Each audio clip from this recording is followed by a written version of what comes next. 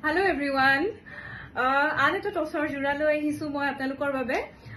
Khub dhuniya heavy hobo. Gute gat goling guna work ase aru minatu red minute thakibo. Gute gat kam enedore thakibo. Dekhise apnaloke khub gorgeous kapur ebur. Kene kwa dhuniya lagise apnaloke glow nistoykoi koribo. Aru yare moi side pari kita dekhwai disu. Yare side pari enedore thakibo. Aru moi mekhela khon dekhwai disu. Aru ekhon hobo mekhela khon gute gat enedore kam thakibo